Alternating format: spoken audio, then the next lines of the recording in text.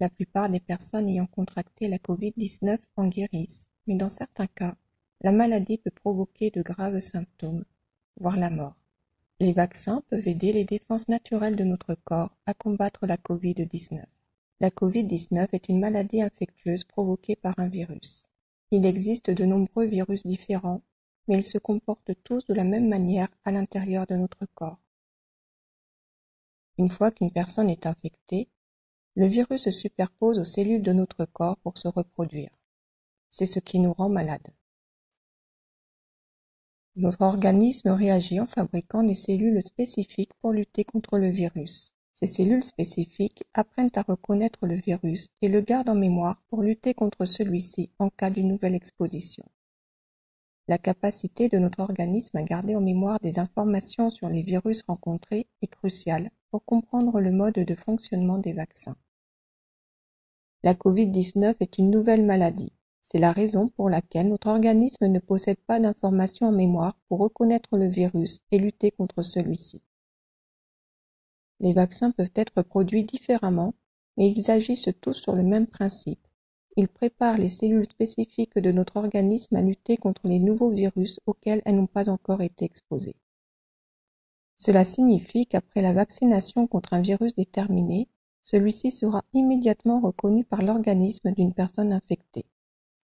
Leurs cellules spécifiques lutteront immédiatement contre le virus avant que celui-ci ne se réplique et provoque la maladie. Au cours du dernier siècle, à l'aide des vaccins, nous avons pu nous protéger de nombreuses maladies comme la variole, la rougeole et la poliomyélite. Les vaccins ne protègent pas seulement chaque personne individuellement contre les maladies, mais ils protègent également des communautés. Si suffisamment de personnes se font vacciner contre un virus, celui-ci sera incapable de se répliquer et de se propager. C'est ce qu'on appelle l'immunité collective. Les études ont montré que si 70% de la population se fait vacciner, cela peut entraîner la disparition totale de la maladie. Avant de pouvoir être utilisés, tous les vaccins sont testés minutieusement afin de s'assurer de leur innocuité et de leur efficacité. Le procédé est le même pour les vaccins de la Covid-19. Ils sont tout d'abord testés en laboratoire, puis sur de petits groupes de volontaires et pour finir, sur des groupes de milliers de volontaires. Ce n'est qu'après ces étapes que les médecins pourront proposer le vaccin à tous. Même après cela, les scientifiques continuent d'effectuer des contrôles du vaccin pour s'assurer de sa totale innocuité et efficacité.